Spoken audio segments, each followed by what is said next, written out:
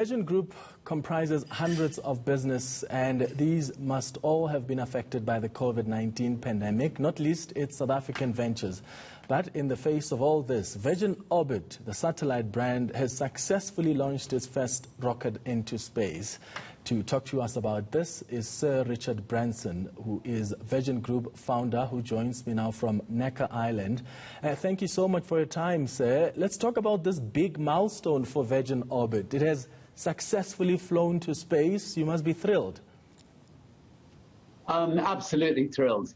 It's you know, a little star of brightness in a difficult 12 months for everybody.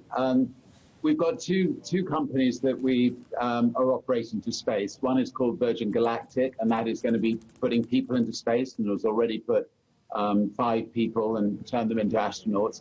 And then we've got Virgin Orbit, which is there to connect the world, to connect places that you know, are not currently connected by putting satellites into space. And what we did is we took one of our 747s from Virgin Atlantic, we converted it, we built a giant rocket and attached it to the side of the 747, went up to 30,000 feet, dropped the rocket, and it went off into orbit and dropped off 9 satellites for NASA and for universities and other people around the Earth. And every single one of those satellites are now broadcasting back to Earth. So elated and very, very pleased that it's done so well. Yeah, I mean, it's an incredible moment, right? Launching a rocket from a plane. And my understanding is that it was a historical first. We've never really had an orbit-class, air-launched, liquid-fueled rocket successfully reach space before. It was a Virgin first, and a first in the world. The advantage of doing it from an aeroplane is that we can fly anywhere in the world. We can put rockets into any orbit in space. We can do it within 24 hours notice. So, you know, if, for instance, your satellite that is critical to keep your television on the air, if one of those satellites fall out, which they will do every 5 years, we can replace it straight away, so that you don't have sort of 6 months of blackness, which would not be very nice for your viewers. So there are many advantages of it. Anyway, it's been a long project, but one that we were delighted that it culminated well. So now that Virgin Orbit has successfully completed all of its goals for launch Demo 2, what happens next? Well, the next thing is for Virgin Galactic to start taking members of the public up, and I'm going up on Virgin Galactic myself in the next few months, and that's tremendously exciting. We've also got something called Virgin Hyperloop, which is a high-speed transportation vehicle that goes 3 times the speed of the fastest train in the world. And basically, it's a pod, and it goes in a tunnel, and it levitates, and you know, so to connect up somewhere like, you know, Joburg or Cape Town, or, you know, major cities, or connect up airports. You know, you can do it in a fraction of the time that people have had to travel in the past, and that's something which our teams are working very hard on. And we had the first 2 people in a Hyperloop pod the other day, which was another very, very exciting thing. So these are sort of our big high-tech ventures that we're working on. And then, you know, back down on Earth, we've got obviously things like Virgin Active Health Clubs in South Africa that you know, that are obviously hurting, like every single business in Africa and around the world right now. But, you know, looking forward to getting, you know, the vaccinations to be rolled out, so that we can not just have sort of 50 people in the clubs, but, you know, have them fully open again.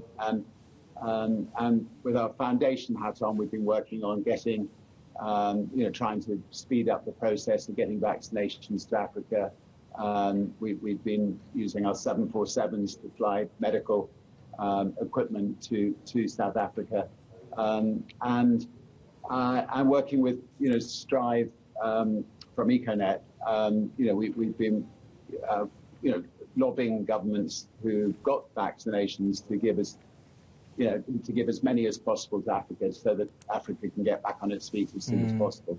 Yeah, and I wonder if you've had to take some tough decisions, talking about some of your businesses here in South Africa being affected by the pandemic, like any other business. We have regulations. Obviously, regulations are different in other countries. Countries have adopted different regulations to flatten the curve and contain the spread of the virus, and different industries have been affected differently. Our country right now, we have the ban on the sale of alcohol, and the tourism, hospitality and alcohol industry are suffering a lot. How has that affected your businesses? And have you had to take tough decisions like letting go of people and reconsidering investment? 9/11 was the last time that our businesses were really hit badly, and all Virgin Atlantic planes were grounded for 6 weeks. And we had to sit people down and say, look, we just can't keep, in order to save the majority, we're going to have to let some of you go. Fortunately, after 9/11, everybody came back, or pretty well everybody that was let go, we were able to get back. And I never thought there would be anything as bad as 9/11.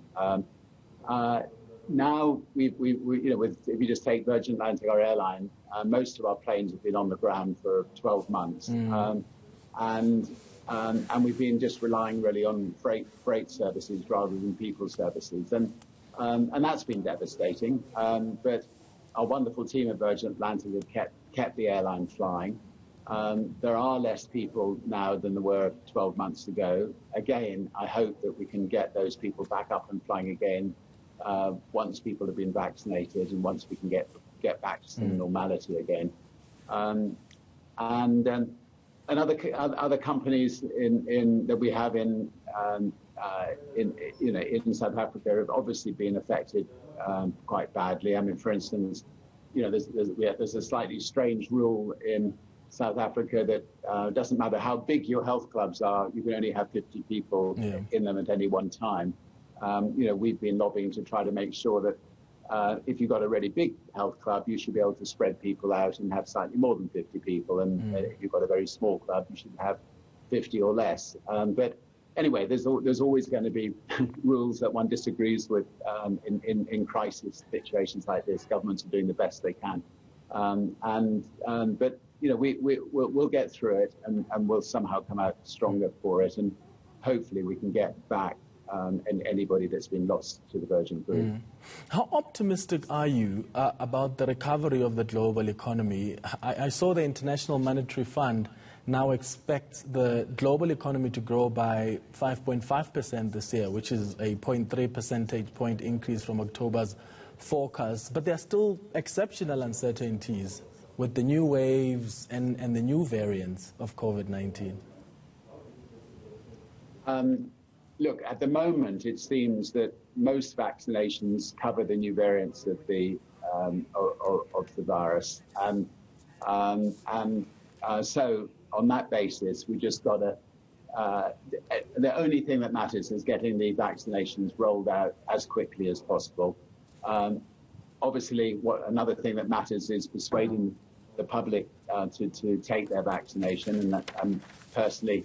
With myself, my wife, we're of an age where we're going to be getting ours in a couple of weeks' time, and and obviously we'll be greatly relieved once we've had it. But I think once the populations have been vaccinated, even if some of these viruses mutate even further, the companies that are these wonderful companies that are bringing out this vaccination should be able to maybe add a booster or something for new viruses that come along, and they should be able to keep on top of it.